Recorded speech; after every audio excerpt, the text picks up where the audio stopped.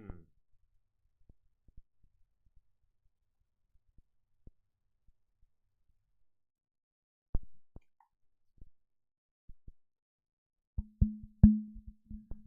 Well, this appears to be working now.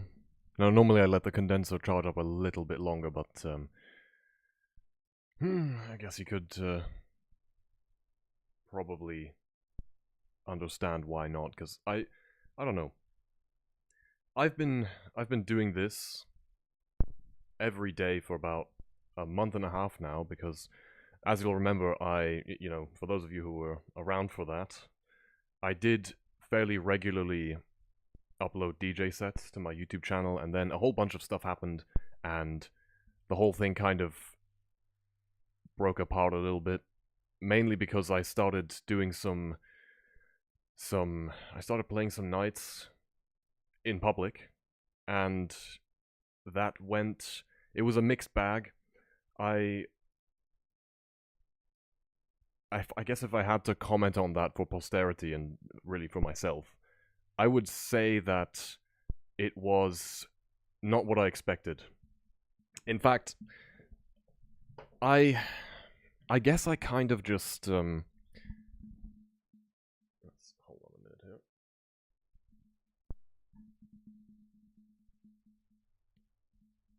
If I'm honest, all right, I I mean I relish the opportunity to put myself into someone else's field of view as a person who's supposed to know what they're doing, that is to say, as someone who's been asked to do a job. I wasn't paid, but that's, that's fairly standard, right? Um, but I felt a little bit out of place. It's not a feeling I'm unfamiliar with, but I guess I didn't really know what I was doing there. And the whole thing just felt kind of wrong, and I thought, why the hell did I ever even bother to try to learn how to do this when I do it and I hate it so much? I derive no joy out of it. I'm in a place where everything that I thought I could get out of it for the purpose of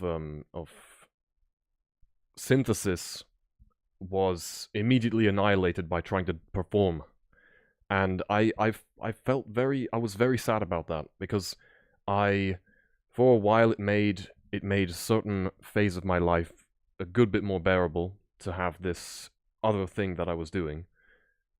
And I felt very let down, I guess. I felt very let down. It's definitely a rush seeing people to react to decisions you make, but you you lose a tremendous amount of freedom. And I guess what it boils down to is the music that interests me is basically,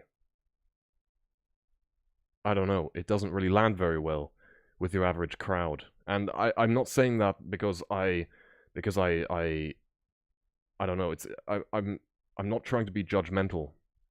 Quite the opposite. It's their judgment which takes precedence over mine, but I just wanted to do something else. I guess this is just not for me. It's just not for me. And so I guess I replaced it with trying to make tracks just cause, just cause. And the real reason I'm putting them on YouTube is because I just if you go to SoundCloud, you can only upload some number of hours before you have to start paying, whereas on YouTube you can upload thousands and thousands of videos, and they host completely free of charge. You will never hit a paywall. You simply have what amounts to completely free cloud storage, right? So if my hard drive on this computer um, takes takes some sort of trauma, and everywhere else that I have the tracks is also likewise destroyed, they will still be on YouTube. And I realize that the material on YouTube is being used to train up algorithms, but I'm beyond caring. None of us can do anything about that. It's a lost cause. None of us can do anything about it. It's happening, And I'm not saying I'm not all right with this. I'm not all right with this in the least. Yeah. but it's fucking happening whether I like it or not. So, in any way, I digress, and I really just wanted to walk... I wanted to walk you through a patch, or how I go about making a patch on my modest little modular here, and I do hope that that can be insightful for you. I hope it can also be insightful for me, because there are things about this whole discipline which I don't fully understand yet. I learn a small piece of information about it every time I sit down here. I learn something new.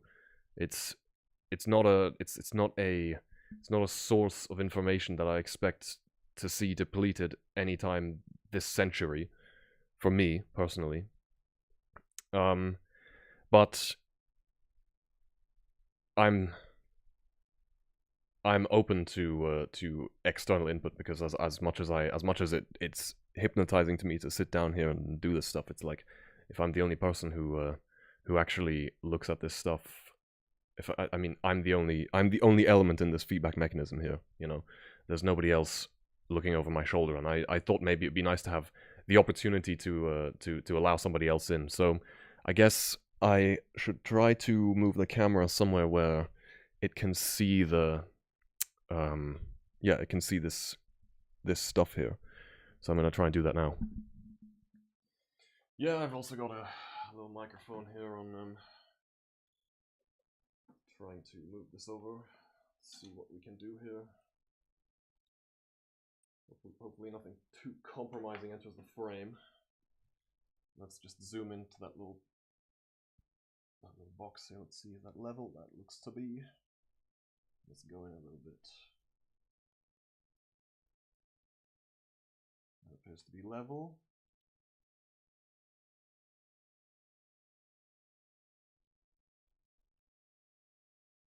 All right.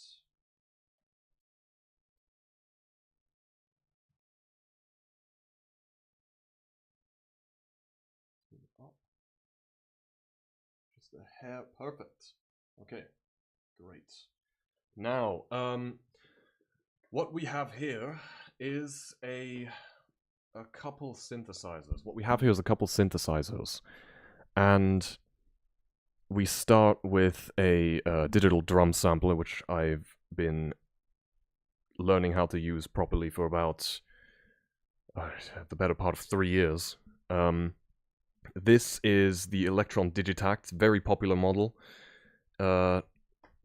and it's an incredibly powerful sequencer. It's got 8 audio channels. It has just as many MIDI channels that you can send down a cable and use to control instruments down. And see, I've only actually been able to use 2 of the channels independently because I lack what's called a sysx module for my MIDI to control voltage adapter on this modular, but we'll get to that later. You switch it on like this. The neat thing about it is that it has an internal compressor that you can route an external signal through, and that way get it to interface with the kick drum. So I'm gonna try to port this in here a little bit. Let's open the mixer. Perfect. All right. All right. So a couple of these sounds are part of the default sample library that this thing ships with. But a decent handful of them are ones I've recorded on my own, either through the microphone or by making a patch and then recording its output so that I can patch this thing to do something else, maybe supply a melody for the track.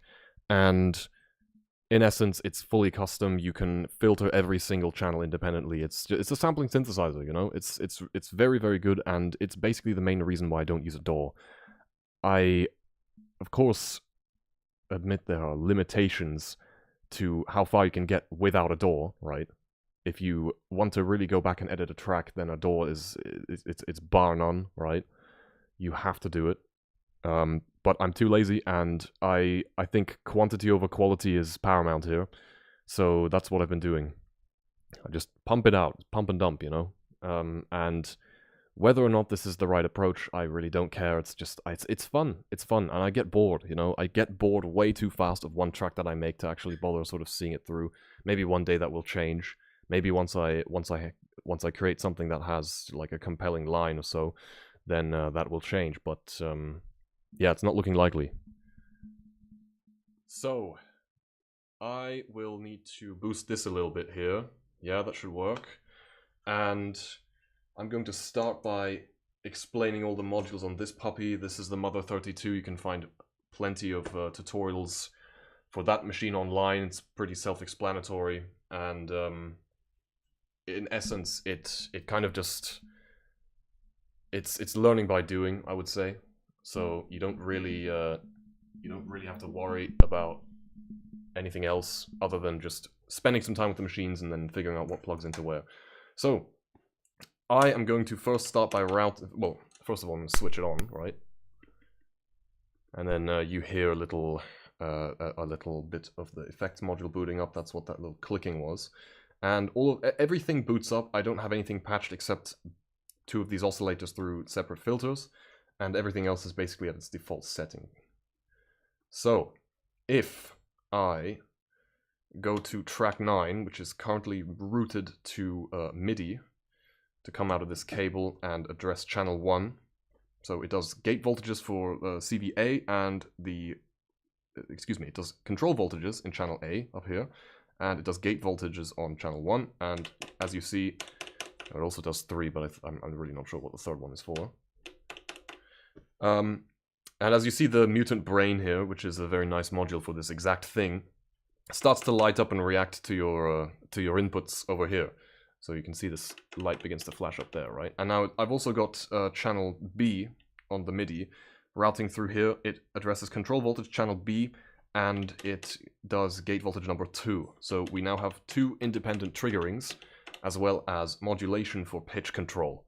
So what I'm going to do first is I'm going to get an envelope generation going on here. So we plug a cable into our gate signal, and we patch it through to the trigger port on 1/2 of the maths module, which is an envelope generator, which doesn't have full parameter control, but you can change rise and fall pretty easily and modulate everything more or less. And it also performs some basic logic on control voltages. I'm not going to bother explaining all this stuff if you want like detailed teardowns on this. Basically, all this does is every time this thing blips, it makes a ramp up and a ramp down. And then that signal, which comes out on port 1 here, we are going to enter into the control voltage of our mixer, and that will then, whatever sound I now patch through this mixer with this CV, will be as loud as this signal is big, right? So it makes a little line, it ramps up, the signal gets louder as this graph increases, and the signal gets quieter as it drops. Very simple stuff. And what we need to do at the end of the day is route the output of the mixer, which is at the very bottom down here, number 4. That gets routed into the left channel of the effects module. This applies a stereo effect. Everything before this point is a mono signal, right? It's only got 1 channel. And then out of the effects module, it gets plugged into the internal compressor. Okay, that's these 2 cables of the Digitact, where you then apply sidechain compression by sidechaining off of a kick drum, which is basically how you get phases to not disagree with each other at low frequencies. Simple as. I know that there are many, many production methods that I've never even heard of, or that I could not dream of happening upon on my own, right? Things that are standard practice, but I'm not terribly interested in what's in standard practice right now, I guess, you know? All right. Okay, let's now try to make something sort of melodic sounding, and I'm going to continue by taking, firstly, the 1 volt per octave modulation signal from the left channel of the Twin Waves 2, which is my favorite oscillator ever. Loads of different things to choose from. I'm going to make a little... I think what I like the most about this module is this sort of... I mean, you probably can't tell it, but it's... the icon for it in the algorithm picker is just a circle. So it's a very I guess you'll hear what it sounds like. It's a very delicate sort of sound. Let me first turn off the compression here. Alright, and now that we have pitch control on MIDI channel A, we are going to route the output into this filter. It's already done. It's with this cable. The audio goes in. We want to take a bandpass signal out and mix it with the background. So let's take bandpass, because usually this you don't want to start by completely fucking overloading your track unless you want some kind of bass like pedal note going on the entire time, you know. And if we change this modulation, I'm going to go level low for now because I really don't know what this will sound like, but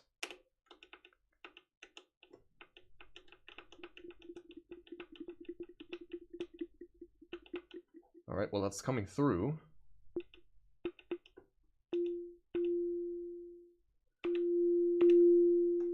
Very nice, right? Okay, I don't like that this is sustaining for so long, but the effect we want here, maybe is some delay here. I'm just gonna go through the menus and we have some kind of bit crush thing going on here. Ah, this one's nice.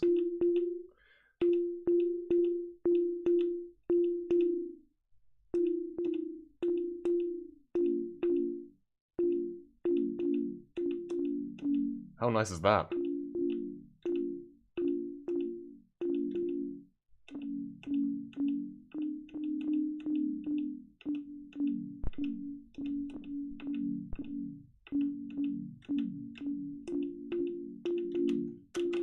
Kind of like a 7th chord going on here already. Okay, this better not go to sleep right now. It would be pretty bad. Yeah, great. So we've got a 7th chord. Sort of. Let's see if I can't make that a little louder. Cool. Next, we are going to use the same algorithm on the other oscillator first, but of course, once again, we need pitch control from this module. And again, keep in mind, everything that comes out of here is actually just this, right? So think of this thing and this thing as one thing, right? So we go volts per octave 2. This is routed into the Sergi variable Q VCF, which is a very nice filter. Of course, some people like this classic sort of like Moog sound of like the ladder filter, very classic sound. I don't, know much about that. I've heard it described as like like East Coast farts versus West Coast farts on what kind of sounds you can get out of just this. It is a lot of like you do have to kind of tweak at it a little bit before you get something that doesn't just sound like flatulence, And I made some fucking stinking tracks, for a long time. I like immediately after I bought all of these instruments, I was just making a bunch of horrid fucking, like, I don't even want to describe it really. It was terrible. It was terrible. Right, channel 4. That's full as well. Now we modulate here. Turn up the control voltage. Now both of them should be working. Well, that sounds a bit horrible.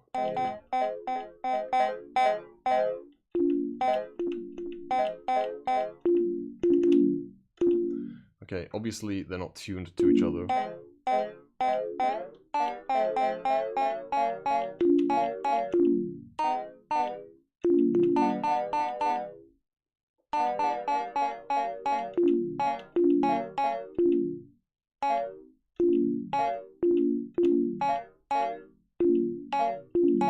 Alright, I think that was correct.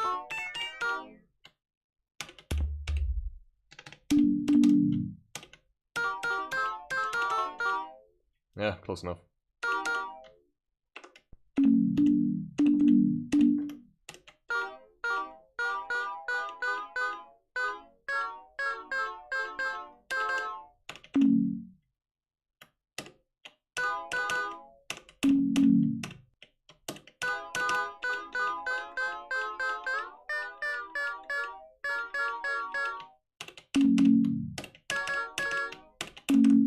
Close enough.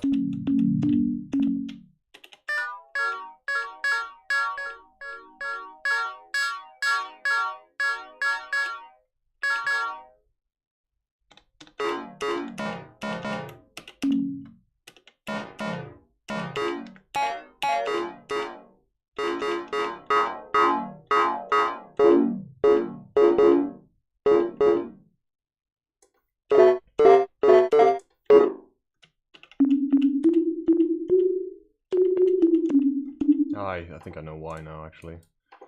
I know why they sound so different. There we go.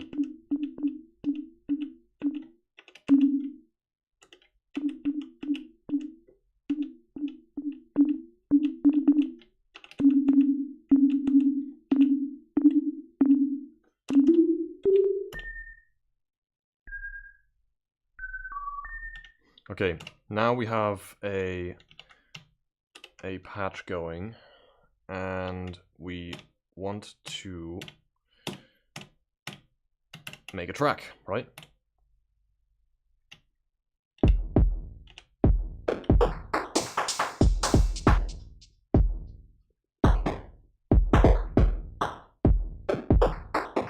This is something I made previously.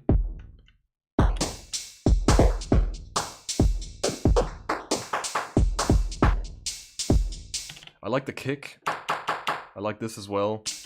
I also like this hi-hat. I don't feel the need to change anything here, but I want to change the tempo. I want to make it lower. So let's go on down to like 94.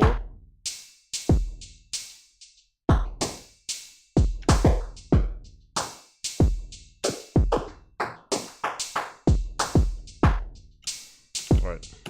Obviously something's going to have to be done about that snare.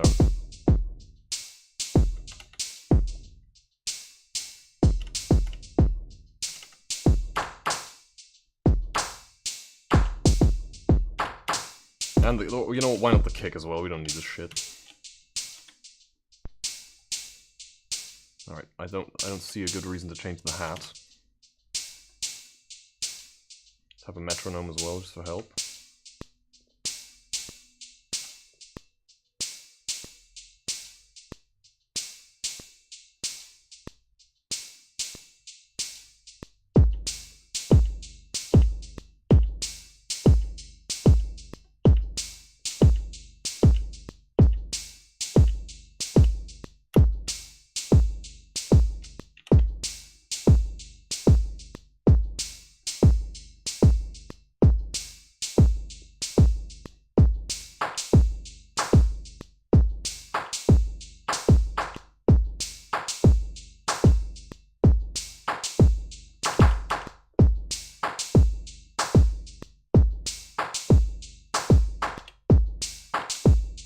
What I like here as well is there's no emphasis on beat 1. 3, 4, 1, 2, 3. Yeah, beat 1 is dead. It's because the kick is late. Kick's on beat 3.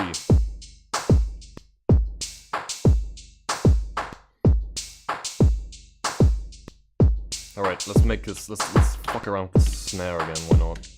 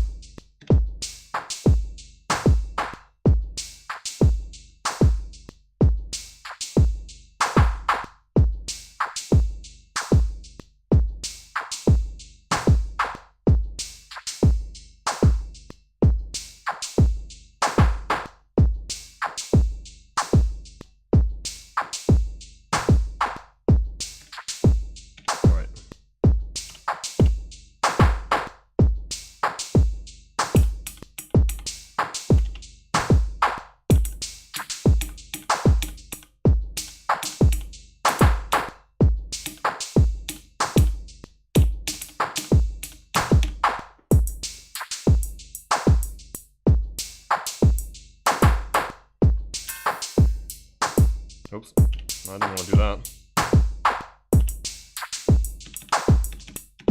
Yeah, get out of here. Right, let's go to source, U.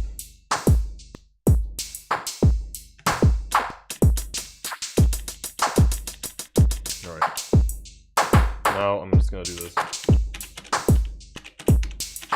And just do it on every single beat.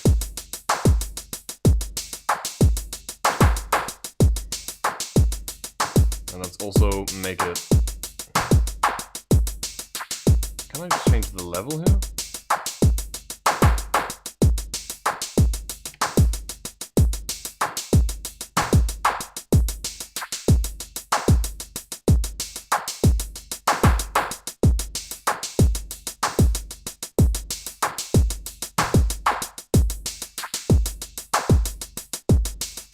Alright.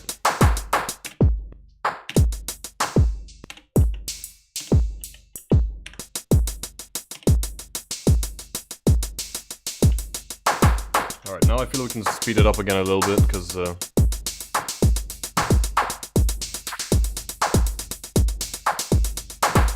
I feel like 117 is pretty comfortable. Let's restart the camera, I just noticed that died off.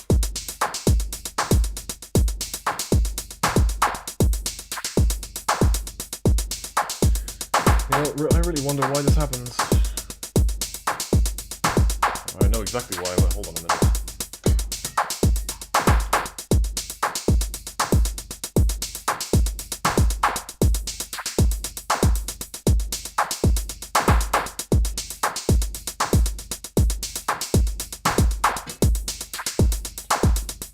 Alright, let's try to get this up and running again. Is it gonna work? How do I do this?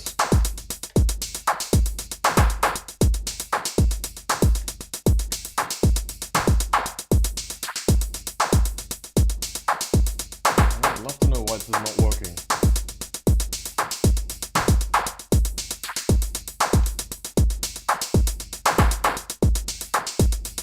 There we go.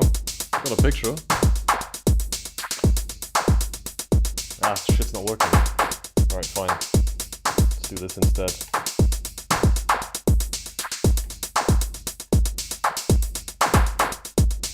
Right. So until that fixes itself, I'm gonna just mute everything except the kick and then start building a little melody around this. Alright.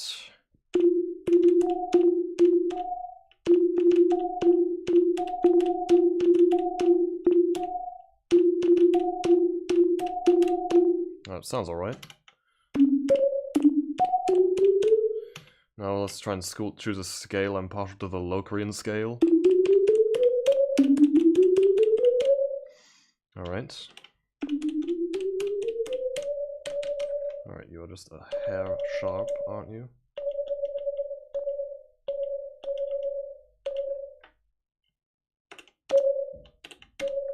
Alright, that's better.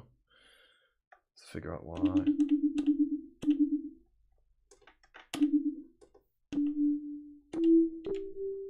Oh, that's nice.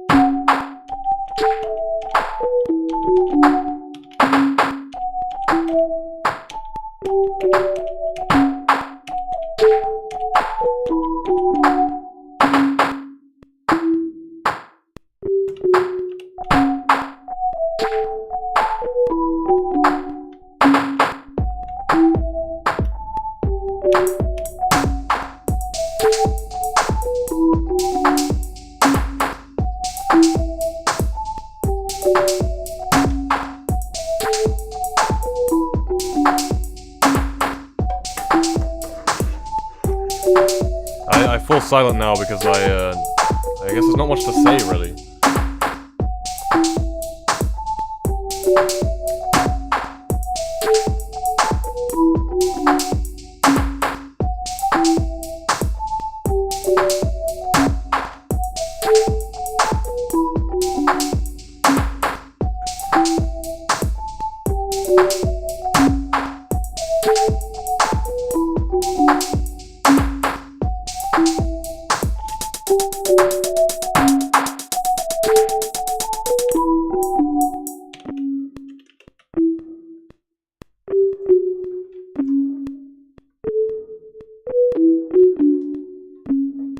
Need to figure this camera out here.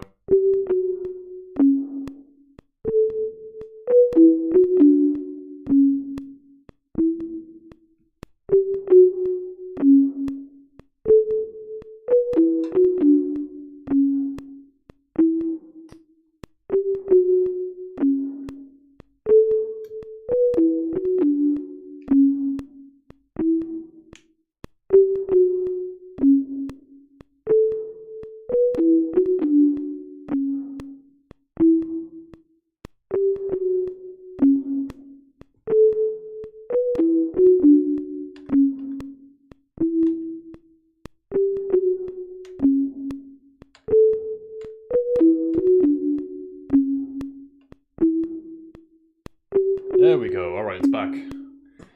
Fucking hell, that's annoying. Alright.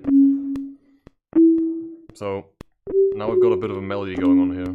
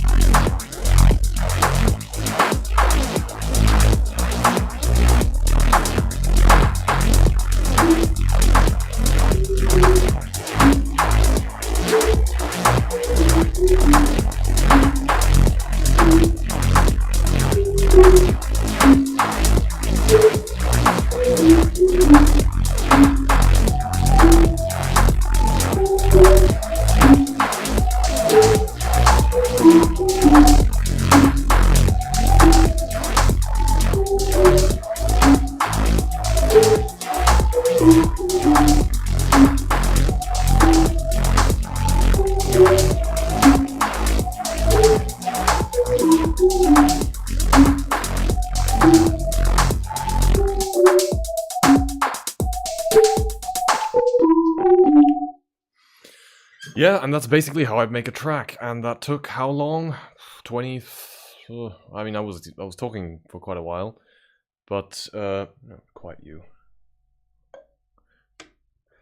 Yeah, that's how I kind of do it, and I'm not sure if that was really helpful or not, but it was fun, and I think that made for a pretty cool track there. I definitely don't think it would have sounded quite the same if I had done it without the camera running, but you do kind of get lost in it a little bit sometimes. You get lost in the sauce a bit. Well, anyway, thank you very much. I will be off now. I have to fucking clean this